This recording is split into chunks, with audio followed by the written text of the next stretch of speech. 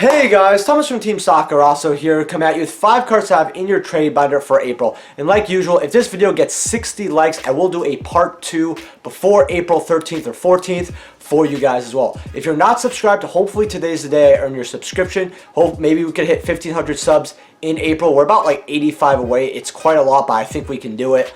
Also, if you want to support the channel any way, shape, or form, and you're buying cards off TCG Player, like the 5 cards that I'm mentioning here, please use my affiliate link down in the description below. It helps out the channel to no additional cost to you. And consider being a YouTube channel member. You get to join a Discord with my community, meet awesome people, talk to me, and, you know, depending on what rewards you get. If you get expensive ones, you even get to dictate a market watch. So, yeah, we're going to get right into it. So the first card I have here is Red Dragon Archfiend from the Collector's Tin. Now, light plays start at $4 to $5, and near mint start at about $8 to $9. Now, the reason I'm telling you guys to pick this up is because this quickly goes up to like a $15, $20 card. And I think the reason is because a lot of people are looking at old tin promos. We've seen tin promo buyouts of Cyber Dragon and other GX cards. We've seen it from the old original Yu-Gi-Oh, like, you know, Blade Knight, Panther Warrior, and other types of tin promo buyouts, right? We've seen the Stardust tin promo buyout. The point is, a lot of people are scooping up these old tin promos now that, you know, they think they're going to be worth money. It's been years, and I believe Red Dragon Archfiend is on the chopping block. The ultra rare is already going up in value, and the tin is quickly going up as well. It's not on buyout status, but it will be soon. I think if you can get this for anything below $10, a light play or a near mint, or even below $12, $13, I think this card can easily become a $25 card. Maybe even 30, and it could stabilize around there since this is a Signer Dragon. It is, you know, Jack Atlas's signature, you know, boss monster. And to be honest with you, it's actually a pretty good card as well. There's not as many holographic printings of it as the other Signer Dragons. It's got like legendary 5Ds, ultras, all that. But again, a secret rare of this, it's going to be quite in a good condition as well. It's going to be get harder as time progresses. So get these while you can.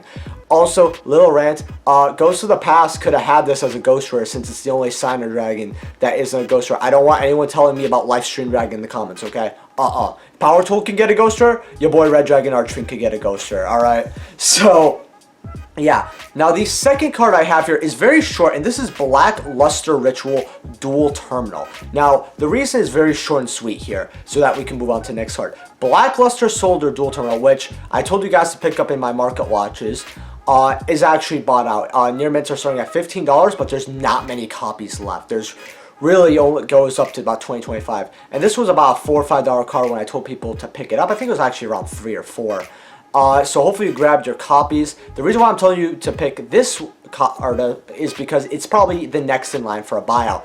I mean, if people are going to buy out the Ritual Monster, they're going to buy out the Ritual spell for it, especially if it's an iconic card like Black Luster Soldier, which is actually one of my favorite cards in the game, by the way. I really love a lot of stuff around Black Luster Soldier. For those who don't know, I know a lot of people like Dark Magician, Blue Eyes. I personally, you know, like, what's it called?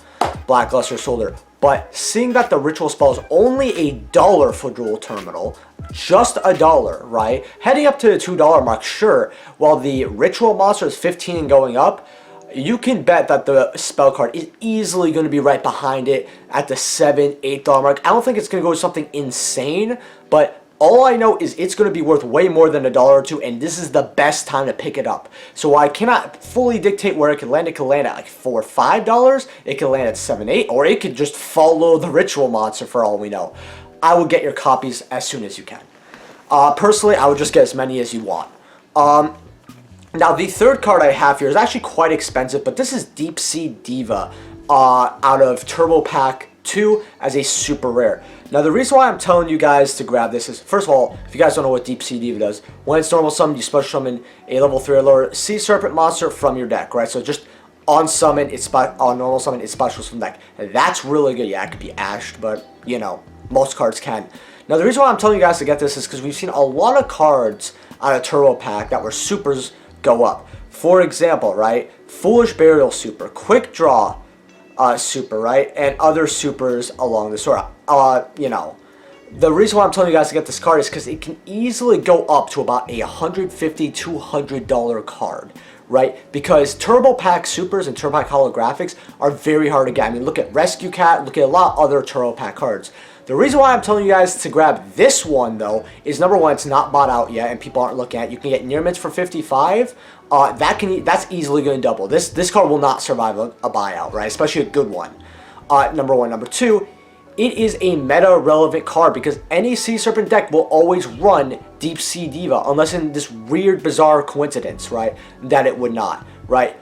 So it's a meta card along with it's a 3 of, right? For example, Super Foolish Burial, you know, $100-something card. That's a 1 of, right? And there's other supers as well, right?